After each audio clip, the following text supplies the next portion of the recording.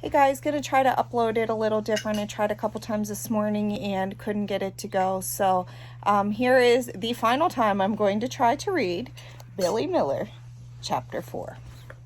Sal and the Drop Sisters were sitting in a row on the front porch steps. "I'm waiting for you," Sal called to Billy as he turned in the yard. "Well, here I am," said Billy. "You can stop waiting."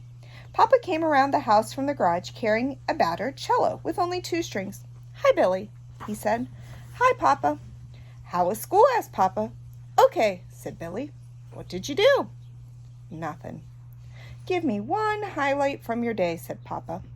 Billy was used to Papa's probing, although he didn't particularly like it.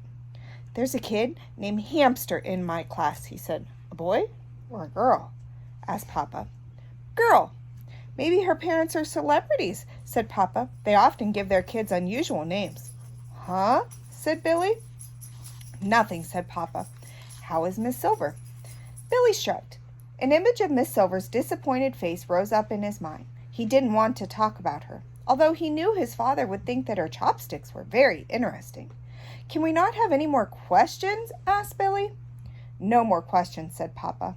Sal, who was unusually silent, stood with her hands on her hips and said, "Your school doesn't sound very fun. My school with Papa was more fun, and look what I can do." Sal bent over and grabbed a book from a stack on the porch. "I can read Mama's favorite book," she said. She held up a worn paperback copy of the Pride and Prejudice. "You can't read that book," said Billy. The book definitely was for adults. "Yes, I can," said Sal. "Watch. I know the words, a and I." She opened the book to the first chapter. Her finger scanned across the lines and down the page. A. She paused. "There's an I."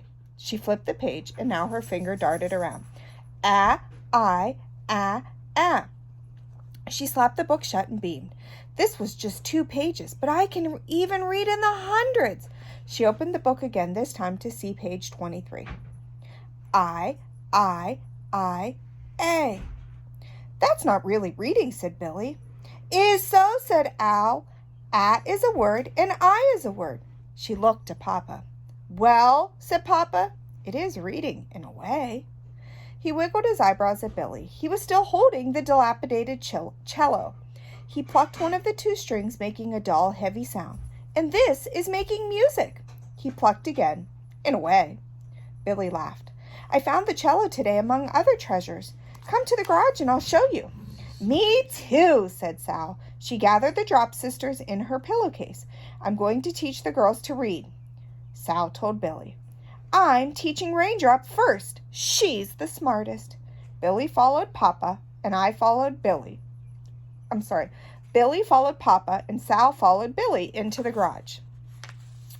Papa's treasures for the day included the cello, an old-fashioned telephone with a dial and a long curly cord, a gnarled piece of driftwood that looked like an elephant, and a shiny silver garden ball with a cement pedestal. "We went to the dump," said Sal. Billy realized that if he'd spent the day with Papa, he would have had more fun than he did at his school. "Does any of this speak to you?" Papa asked. He rotated the driftwood in his hands, eyeing it critically. "Any ideas on how your Papa could turn these lovely bits of rummage into art?" He placed the driftwood at his feet and then rubbed the silver garden ornament as if it were a crystal ball. "Let's look into the future," said Papa. Billy and Sal leaned closer. "What did you see?" Papa asked, joking, stroking his beard. Billy didn't see the future, but if he could, he would have liked to see Emma move to a different table at school, and he would have liked Miss Silver to let him know somehow that she wasn't mad at him. "I see me," said Sal.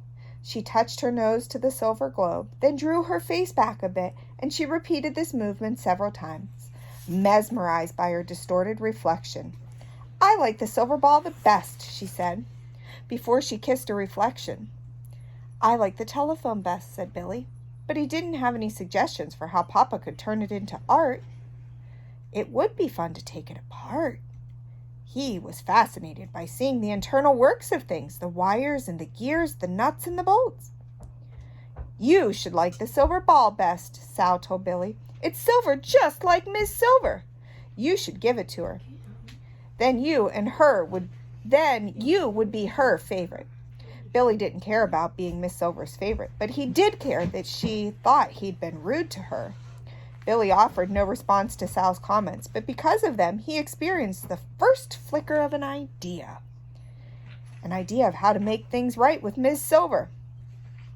Ned came over, and he and Billy took apart the telephone with Papa's help, and Billy's idea was forming. Mama came home, and she even asked more questions about second grade than Papa had. Billy's answers stayed nearly the same. Okay, and nothing, and I don't know. Billy's idea continued to form during dinner and throughout the evening. By the time he went to bed, he had a plan.